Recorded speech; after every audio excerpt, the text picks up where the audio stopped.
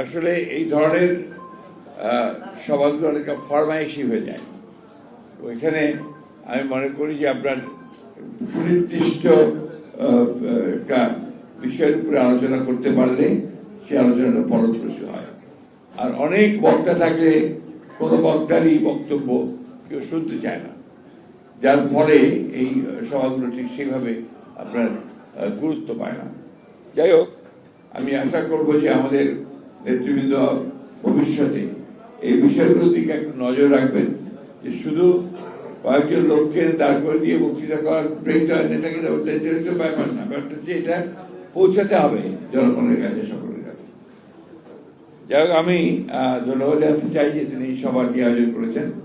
সেই সঙ্গে জাগপর প্রতিষ্ঠাতা শফিউল আলম প্রধান, তাকে আমি স্মরণ করছি এই জন্যে যে শফিউল আলম প্রধান একজন অকুত ভয় স্পষ্টবাদী, একজন শতকরা 100% দেশপ্রেমিক একজন রাজনীতিবিদ ছিলেন। তার এই অকালে চলে যাওয়াটা এটা আমাদের জন্য খুব ক্ষতির কারণ হয়েছে। প্রকৃতপক্ষে বাংলাদেশে যে সমস্ত নেতা যারা বাংলাদেশের স্বাধীনতা সার্বভৌমত্ব রক্ষার ক্ষেত্রে সবচেয়ে বড় ভূমিকা পালন করেছেন অতীতে, তাদেরকে আমরা অনেককেই আজকে হারিয়েছি। প্রিয় বন্ধুগণ, আজকে আলোচনার যে বিষয়বস্তু দেওয়া হয়েছে এটা অনেক বিশাল বিশাল আলোচনার বিষয়বস্তু, যেটা আলোচনা করতে অনেক সময় প্রয়োজন। তবে এইটুকু আমি বলতে পারি যে বর্তমান প্রেক্ষিতে শহীদ প্রেসিডেন্ট জিয়া রহমানের নামটা অত্যন্ত প্রাসঙ্গিক। কারণ শহীদ প্রেসিডেন্ট জিয়া রহমান সেই সময়ই আমাদের সামনে এসেছিলেন যখন এই জাতির সবচেয়ে দুঃসময় ছিল। 1971 সালে 25শে মার্চে পাক হানাদার বাহিনী যখন এই দেশের মানুষের উপরে ঝাঁপিয়ে পড়েছিল, গণহত্যা করছিল সারা দেশে, সেই সময়ে আমরা দিশেহারা হয়ে গিয়েছিলাম। সেই তখনই একজন অখ্যাত মেজর জিয়া, যার কণ্ঠ, যার গলা আমাদের সমস্ত বাংলাদেশে ছড়িয়ে পড়েছিল, আপনার একেবারে ইথারে ইথারে মানুষকে অনুপ্রাণিত করেছিল।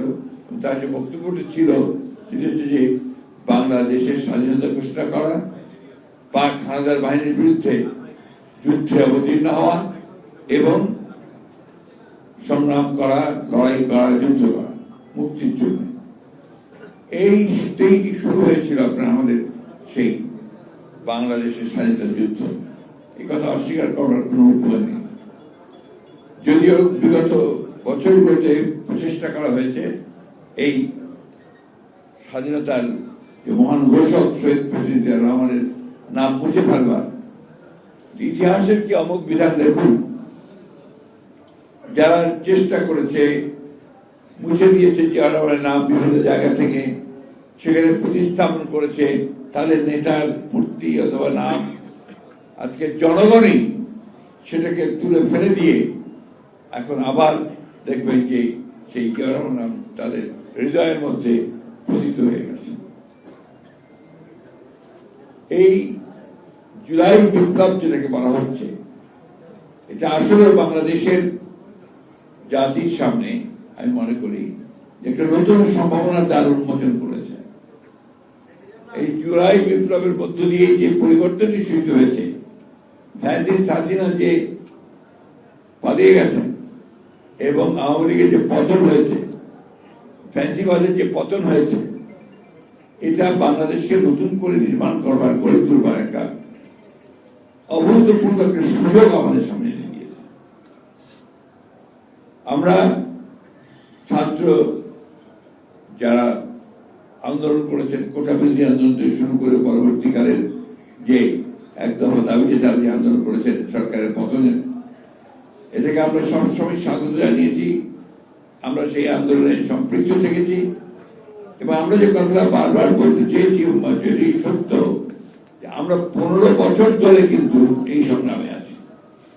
ফ্যাসিবাদের বিরুদ্ধে আমাদের লড়াই শুরু হয়েছে প্রকৃতপক্ষে 2009 সাল থেকে, এবং সেই লড়াই আমরা যারা দেশপ্রেমিক রাজনৈতিক দলগুলো আছি, আমরা সবাই একসাথে হয়ে একজোট হয়ে এই লড়াইটা আমরা শুরু করেছি।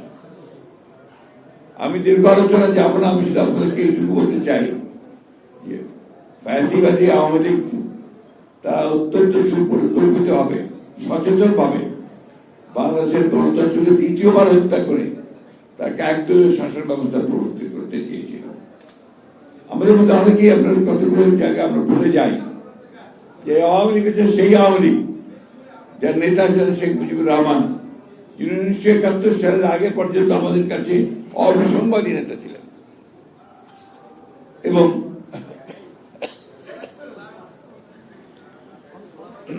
সেই নেতা স্বাধীনতার পরে পরেই পাকিস্তান থেকে ফিরে এসে বাংলাদেশকে গঠন করবার নাম করে এটাকে একটা দুর্নীতির আখড়াতে পরিণত করেছিলেন। এবং অতি অল্প সময়ের মধ্যে তাদের দুঃশাসন এমন একটা পর্যায়ে গিয়ে পড়েছিল এবং দুর্নীতি, এই দেশে আমরা একটা ভয়ঙ্কর একটা ভয়াবহ একটা দুর্ভিক্ষ হয়েছিল, যেখানে লক্ষাধিক মানুষ মৃত্যুবরণ করেছিল। এখানে আমার মনে হয় যে আমরা কয়েকজন ছাড়া বোধহয় সেই সময়টার সাক্ষী কেউ নেই, কেউ থাকতে পারেন। জামাল ভাই এবং আমরা এখানে যারা আছি তারা আমরা তখন ছোট, কিন্তু আমরা দেখেছি আপনার কি ভয়ঙ্কর ভয়াবহ অবস্থা ছিল। এক টুকরা রুটির জন্য কুকুর এবং মানুষ লড়াই করেছে, ডাস্টবিন থেকে খাবার তুলে খেয়েছে মানুষ, লঙ্গর খানাতে গিয়ে ভালো ভালো পরিবারের সচ্ছল পরিবারের লোকের গিয়ে লাইন দিয়েছে খাওয়ার একটু খাওয়ার জন্য। এটা আমরা দেখেছি, এই দেশে দেখেছি। আমরা দেখেছি যে একজন মহিলা নাম বাসন্তী, পত্রিকায় ইত্তেফাকে বিরাট করে ছবি দিয়ে, সে তার লজ্জা নিবারণের জন্য এক টুকরা কাপড় পায়নি, সে মাছ ধরার জাল দিয়ে তার লজ্জা নিবারণ করেছিল জড়িয়ে শরীরের জন্য। এই সময়ে তৈরি করেছিল আওয়ামী লীগ এবং নেতৃত্ব ছিল শেখ মুজিবুর রহমান। এই কথা আমরা বারবার বলতে হয়, মনে করিয়ে দিতে হয়। আমরা এই কথাগুলো বহুবার বলেছি। আওয়ামী লীগ একটা দল, যে দলটি গণতন্ত্রে কোনোদিনই বিশ্বাস করতো না, কিন্তু গণতন্ত্রের কথা বলতো, আর যখনই ক্ষমতা পেত তখনই ফ্যাসিবাদের দিকে চলে যেত। এবং আপনারা তো এখন এই কয়েক বছর দেখেছেন অনেকেই তাকে, আমরা দেখেছি সেই সময়, তখন তো আরো ভয়াবহ ছিল। নাম উচ্চারণ করা যাবে না, ভিন্ন নাম, এক নেতা এক দেশ, বঙ্গবন্ধু বাংলাদেশ, এই ছিল স্লোগান। আর দফা এক, দাবি এক, সবকিছু মুজিবের দাবি, মুজিববাদ। তখন আপনার মুজিববাদ নতুন করে আসলো এবং এর বাইরে কেউ কথা বলতে পারবে না, এই অবস্থা তখন ছিল। এবং এই কারণেই তখন জাসুদের সৃষ্টি হয়েছিল। ওই আওয়ামী লীগ থেকেই তরুণ কিছু নেতা তারা এর বিরোধিতা করে বেরিয়ে এসেছিলেন, রব সাহেবের নেতৃত্বে, জলিল সাহেবের নেতৃত্বে, এবং পেছনে সিরাজুল আলম খান সাহেব ছিলেন। এটা তখন প্রয়োজন জনগণের আকাঙ্ক্ষাকে পূরণ করবার জন্য তারা বেরিয়ে এসেছিলেন, কিন্তু তারাও টিকতে পারেননি। অতি অল্প সময়ের মধ্যে তাদেরকে নিশ্চিহ্ন করা হয়েছে। রক্ষী বাহিনী তৈরি করা হয়েছিল একটা। আমরা কেন জানি না, জাতি শুধু ভুলে যাই, সেই রক্ষী বাহিনী দিয়ে নির্মম অত্যাচার, নির্যাতন। এখানে জামাল আজের ভাইরা আছেন, তাদের অনেক ছেলেকে সেদিন হত্যা করা হয়েছে, শিয়াল শিকদারকে হত্যা করা হয়েছে। এই যে আপনার গুম করে হত্যা করা অথবা আপনার বিনা বিচারে হত্যা করা, এই শেখ মুজিবুর আমলেই শুরু হয়েছে। এই কথা অস্বীকার করার কোনো উপায় নেই। আজকে এই যে আওয়ামী লীগ, তারই আপনার সেই সময়টারই তারা প্রতিনিধিত্ব করছে। পরের আওয়ামী লীগ আসে, আপনারা দেখেছেন, আমরা 12 সাল থেকে লড়াই শুরু করেছি, সংগ্রাম শুরু করেছি। আমরা একটার পর একটা আন্দোলন করেছি, মুভমেন্ট করেছি, এবং সব শেষে আমরা সমস্ত রাজনৈতিক দলগুলো মিলে, দেশের প্রতিকার দলগুলো মিলে আমরা যুগপৎ আন্দোলন করার সিদ্ধান্ত নিয়েছি। আমরা জোর ভেঙে দিয়েছিলাম, কিন্তু আমরা যুগপৎ আন্দোলন আমরা শুরু করেছি। এবং সেই এরও আগে একটু বলতে চাই, কারণ এখন সংস্কার নিয়ে অনেক কথা হচ্ছে। 2016 সালে দেশনেত্রী বেগম খালেদা জিয়া তিনি প্রেস কনফারেন্স করে এবং মনে আছে ওয়েস্টিনের প্রেস কনফারেন্স হয়েছিল, সেই ওয়েস্টিনের প্রেস কনফারেন্স করে তিনি ভিশন 2030 একটা ডকুমেন্ট দিয়েছিলেন। সেখানে সংস্কারের কথা পরিষ্কার করে বলা ছিল। সেখানেই বলা ছিল, প্রস্তাবটা দেওয়া হয়েছিল যে প্রধানমন্ত্রী এবং রাষ্ট্রপতির যে ক্ষমতা, সেই ক্ষমতার ভারসাম্য আনতে হবে। একই ব্যক্তিকে অতিরিক্ত ক্ষমতা দেওয়া যাবে না। একই ব্যক্তি পরপর 2 বারের বেশি প্রধানমন্ত্রী হতে পারবেন না। এবং দ্বিকক্ষ বিশিষ্ট পার্লামেন্ট, এটাও কিন্তু 2016তেই ওই ভিশন 2030-তে দেওয়া হয়েছিল। জাতির সামনে প্রস্তাব দিয়েছিলেন, আরো অনেকগুলো বিষয় ছিল। এবারেও আমরা সমস্ত দলগুলো প্রায় 2 বছর আমরা আপনার কাজ করেছি, পরস্পর যোগাযোগ করেছি, করে 2022 সালে, এটা আমাদের ওয়েস্টি নেই, আমাদের ভারপ্রাপ্ত চেয়ারম্যান তারেক রহমান প্রথম আপনার 31 দফা সংস্কারের কর্মসূচি দিয়েছিলেন। এটা নিশ্চয়ই আমাদের সাংবাদিক ভাইদের মনে আছে, আপনাদের মনে থাকার কথা। সেই 31 দফা নিয়ে আমরা কাজ করেছি। আমরা শুধু দফা থেকে প্রকাশ করে ক্ষান্ত হয়নি, আমরা সারা বাংলাদেশ জুড়ে এই সংস্কারের কথা নিয়ে আমরা সভা করেছি, আলোচনা করেছি, আমরা মানুষকে বোঝানোর চেষ্টা করেছি যে আমাদের সংস্কার দরকার। তার মধ্যে প্রধান বিষয়গুলো ছিল এগুলোই, যে আপনার প্রধানমন্ত্রী আর রাষ্ট্রপতির ক্ষমতার ভারসাম্য, একই ব্যক্তি পরপর 2 বারের বেশি প্রধানমন্ত্রী না হওয়া, আপনার এই দ্বিকক্ষ বিশিষ্ট পার্লামেন্ট, জুডিশিয়ারি নষ্ট হয়ে গিয়েছে, সেই জুডিশিয়ারিকে ঠিক করার জন্য judicial commission, election commission, election নির্বাচন ব্যবস্থা ধ্বংস হয়ে গিয়েছে, তার জন্য ইলেকশন কমিশন, এগুলো আমরা প্রস্তাব ছিল আমাদের সেই দফাতে। একই সঙ্গে আমাদের প্রস্তাব ছিল যে শ্রমিক ভাইদের ন্যায্য মজুরি প্রতিষ্ঠা করা হয় না, তাদের দাবিগুলো মানা হয় না, তাদের জীবনযাপন অত্যন্ত কঠিন, সেই বিষয়গুলো আমরা সেখানে নিয়ে এসেছিলাম এবং তাদের জীবনযাত্রার মান যেন উন্নত হয় তার ব্যবস্থা করার কথা বলা হয়েছিল। কৃষকেরা তাদের ফসলের ন্যায্য মূল্য যেন পায়, একই সঙ্গে যেন সে সহজভাবে কাজ করে তার ব্যবস্থা করার কথা বলা হয়েছিল। শিক্ষা ব্যবস্থাকে উন্নত করবার জন্য, মানসম্মত করার জন্য, সেটা ওখানে আমরা বলেছি। আমরা স্বাস্থ্য ব্যবস্থা, সেখানে আমরা একটা নতুন বিষয় দিয়েছিলাম যে ইংল্যান্ডে যেমন আছে ন্যাশনাল হেলথ সার্ভিস, ঠিক সেইভাবে বাংলাদেশে আমরা একটা বাংলাদেশ হেলথ সার্ভিস করার প্রস্তাব দিয়েছি, যেখানে আপনার প্রতিটি মানুষ যেন হেলথ সার্ভিস পান, সেটাকে নিশ্চিত করার জন্য আমরা বলেছি। সুতরাং সংস্কার কোনো নতুন ধারণা নয়। কেউ যদি দাবি করে যে আমরাই সংস্কারের দাবি নিয়ে এসেছি, সেটা ভুল। সংস্কার একটা চলমান প্রক্রিয়া, প্রতি মুহূর্তেই সংস্কার হচ্ছে, সেই সংস্কারের ধারা চলতে থাকবে। সেই জন্য তো নির্বাচন বন্ধ হয়ে থাকতে পারে না। সেই মুহূর্তে তো দিনের পর দিন আমরা একটা অনির্বাচিত সরকারের হাতে দেশটা হাতে দিতে পারি না। সেই কারণেই আমরা যখন কথা বলি যে আমরা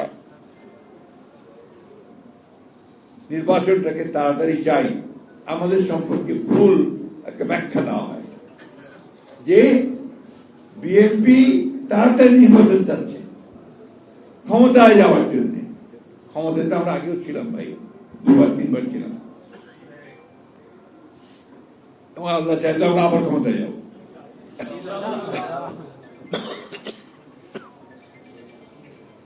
কিন্তু ক্ষমতার জন্য আমরা রাজনীতি করিনি। আমি এখন স্পষ্টভাবে আরো বলতে চাই, এই সংস্কার প্রক্রিয়া শুরু করেছেন শহীদ প্রেসিডেন্ট জিয়াউর রহমান। একদলীয় শাসন ব্যবস্থা বাকশাল করেছিল আওয়ামী লীগ, সেখান থেকে তিনি বের করে নিয়ে এসেছেন বহুদলীয় গণতন্ত্র, মাল্টি পার্টি সিস্টেম। সেখান থেকে তিনি প্রেসিডেন্ট সিস্টেম গভর্নমেন্ট নিয়ে এসেছেন। আজকে যে সাংবাদিক ভাইরা এতগুলো দেখেন চ্যানেল, এই সব পত্রিকা, অনলাইন পত্রিকা, সবাই কাজ করছেন সুন্দর করে, মন করে লিখছেন। আওয়ামী লীগের আমলে, শেখ মুজিবের আমলে কারো ক্ষমতা ছিল না কিছু লাগে, ইট ওয়াজ ব্যান্ড, পার্লামেন্টে আইন করে বন্ধ করে দিয়েছিল। মাত্র 4টা পত্রিকা চলবে, সেই পত্রিকাগুলো ছিল আপনার 4টা, ইত্তেফাক, 4টা, এবং সেটাও সরকার চালাবে। আমাদের অসংখ্য সাংবাদিক ভাই সেদিন বেকার হয়ে গিয়েছিলেন। অনেকে আপনার এই বাইতুল মুকাররমে ফল বিক্রি করত, এগুলো সত্য কথা, টুপি বিক্রি করত। এখানে অনেকে আছেন পুরনো কেউ, তারা ওটা বলতে পারবেন।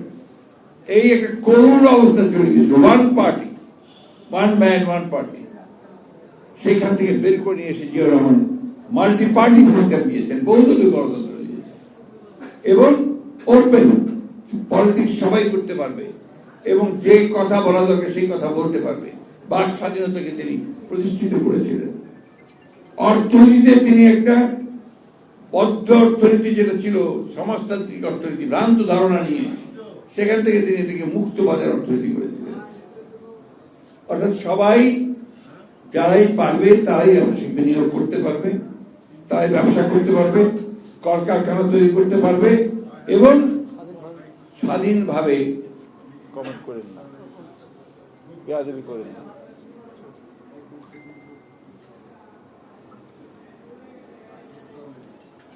এটাই আপনার একমাত্র পরিবর্তন। তখনই আপনার এই সংস্কার শুরু হয়েছে। তার আগে সংবিধানকে তো কেটে ছুঁড়ে শেষ করে দিয়েছিল। এই সংবিধানের পঞ্চম সংশোধনী, এই পঞ্চম সংশোধনী নিয়ে এসে জনগণ সাহেব এই সংস্কার করেছিলেন। এই জিনিসগুলো আপনাদের সকল জানা উচিত, বলা উচিত যারা রাজনীতি করেছেন। তো সংস্কারগুলো নতুন কনসেপ্ট নয়। কি হলো আপনাদের ভাই? আমি বুঝতে পারছি না আপনার কি, কেন কথা বলেন এইভাবে? কি কোনো সমস্যা হয়েছে? আপনার ভাই মাথাটা উঁচু করে আমাকে জামালে ফেলেন প্লিজ। আচ্ছা শোনেন, আপনার দয়া করে একটু, আমি বয়স্ক মানুষ তো, আমার খুব ডিস্টার্বেন্স হয়, আপনার এটা একটু মনে রেখে দেবেন প্লিজ। যাই হোক, এই যে আপনার নতুন ধারণা নয় এটা, সেই সংস্কার চলছে, আমরা করছি সংস্কার চলুন। আপনি সংস্কার করেন, কি সংস্কার করেন, 6টা কমিশন করেছেন, সেই কমিশন কাজ করছে, খুব ভালো কথা। এই কমিশন কাজ করছে, কাদের সঙ্গে কাজ করছে? তারা কয়েকজন পণ্ডিত ব্যক্তিকে নিয়ে এসেছেন, আমরা তাদেরকে খুব ভালোভাবে চিনি, শ্রদ্ধা করি, সম্মান করি। একই সঙ্গে জনগণের কাছে যান, তারা কি চায় তাদের কাছে জানুন। বিখ্যাত লেনিন, আপনারা অনেকে নাম শুনে থাকবেন, পলিটিক্যাল ফিলোসফার, বিপ্লবী, রাশিয়ার সোভিয়েত ইউনিয়নের বিপ্লব তিনি নেতৃত্ব দিয়েছিলেন। তিনি বলেছিলেন, when there is a crisis, go to the people, learn from them and come back implementing them. আর যখন কোনো সংকট সৃষ্টি হবে, জনগণের কাছে যাও, জনগণ কি চায় না চায় সেটা বোঝো, তার কথা বলো, বোঝার চেষ্টা করো, তারপর ফিরে এসে সেটাকে তুমি কাজ করার চেষ্টা করো। এই যে কতগুলো অভিজ্ঞতা, সেই অভিজ্ঞতাগুলো কাজে লাগাতে আমরা বলেছি আপনারা সংস্কার করেন, আমাদের কোনো আপত্তি নেই। কিন্তু যে বিষয়টা নিয়ে বাংলাদেশের সমস্যা সবচেয়ে বড় তৈরি হয়েছে, যে আজকে বাংলাদেশে অস্থিরতা, স্থিতিশীলতা, এগুলো সমস্যা আছে। এই সমস্যাগুলো অনেক কমে যাবে যদি একটা নির্বাচিত সরকার থাকে। কারণ নির্বাচিত সরকারের শক্তিটা অন্য, সেটা যে জনগণ তার পেছনে থাকে। এই কথাটা আমাদের সবসময় মনে রাখতে হবে।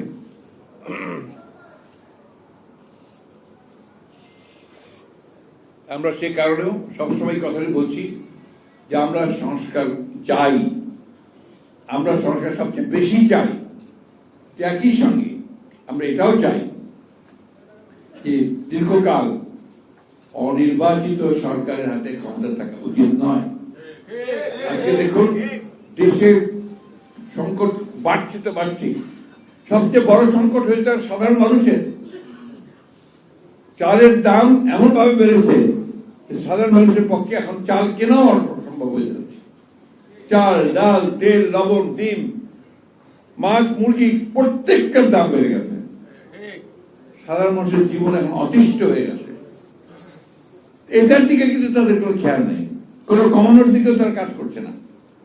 কিছু বলে যায় এত তাড়াতাড়ি তো সব সম্ভব না। আরে আমরা যেটা সম্ভব, আমরা তো উদ্যোগটা দেখতে চাই, কি কি ব্যবস্থা নিচ্ছে সেটা দেখতে চাই।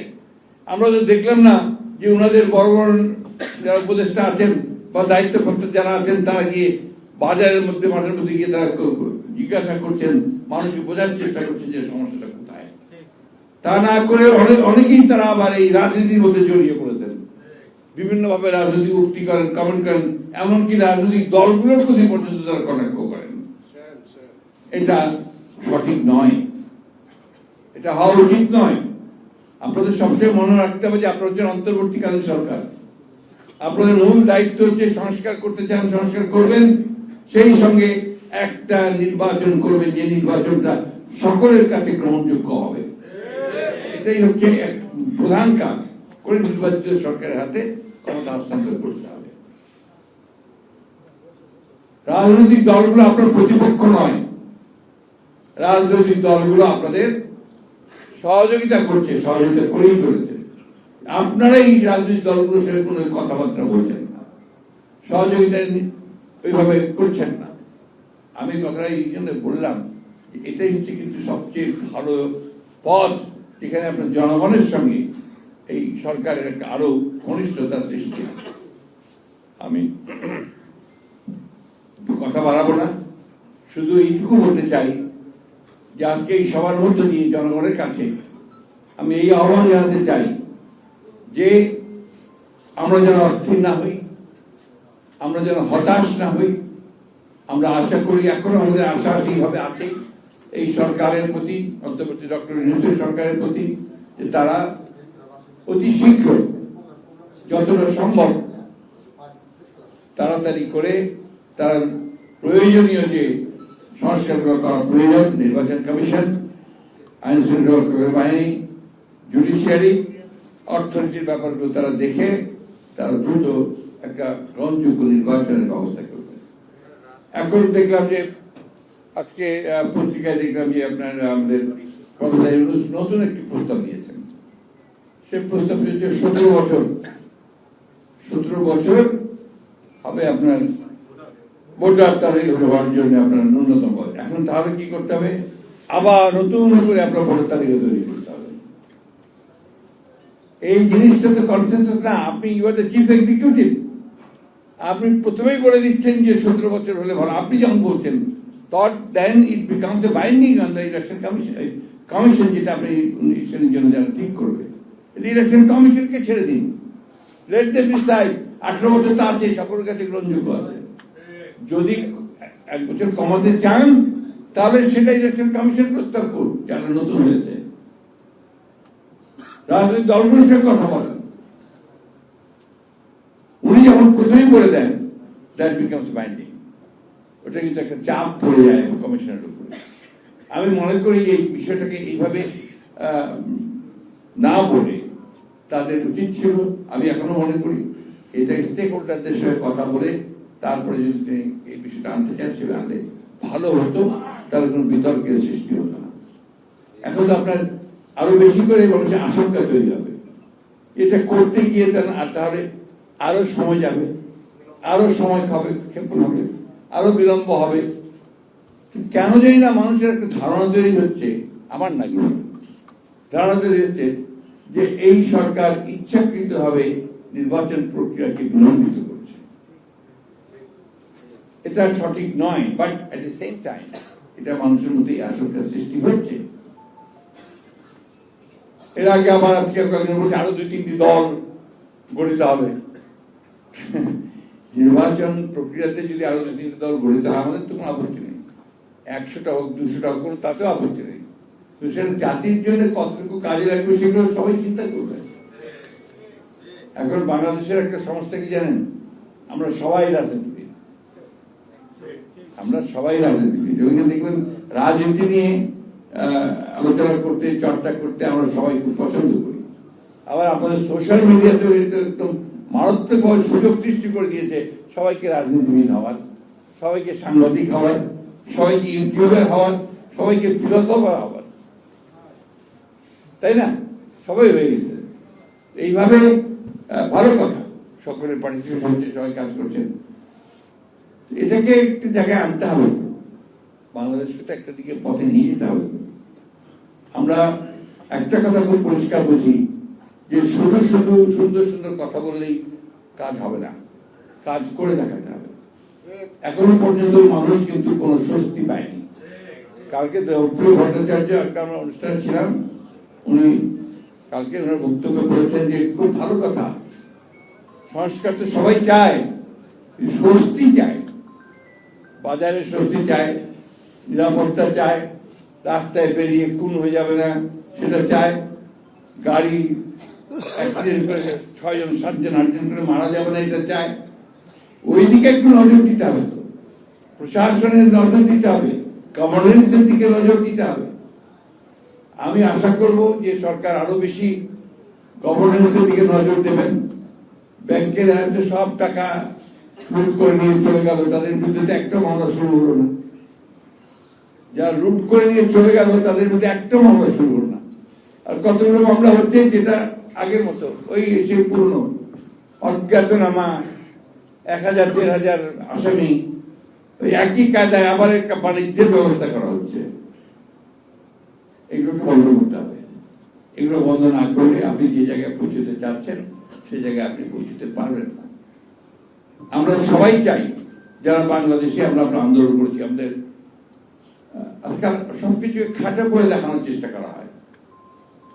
বিএনপি এবং অঙ্গ সংগঠনগুলো, অন্যান্য রাজনৈতিক দলগুলো, আমরা এখানে 2012 সাল থেকে মাঠে সক্রিয়ভাবে আন্দোলন করছি। আমাদের নেত্রী, আমাদের চেয়ারপারসন দেশনেত্রী বেগম খালেদা জিয়াকে মিথ্যা মামলা দিয়ে গ্রেফতার করা হয়েছে।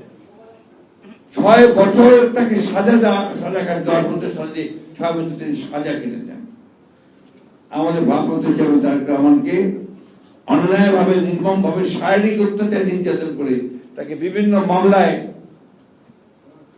আসামি করে দিয়ে তাকে দেশ ত্যাগ করতে বাধ্য করা হয়েছে। আমাদের প্রতিটি নেতা কর্মীর বিরুদ্ধে হাজার হাজার মামলা, 1,25,000 মামলা আমাদের বিরুদ্ধে। আসামির সংখ্যা 62 লক্ষের উপরে। ইলিয়াস আলী সহ 700 গুম হয়ে গেছে।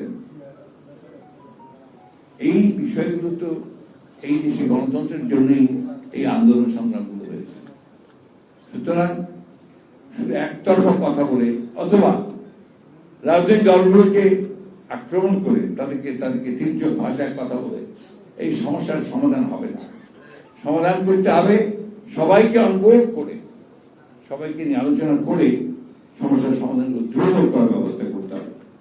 আমরা আবারও বলছি, আমরা রিইটারেট করছি যে ডক্টর প্রফেসর ইউনূসের এই অন্তর্বর্তীকালীন সরকারের প্রতি আমাদের পূর্ণ সমর্থন আছে এবং আমরা যেন চাই যে তারা সফল হোক।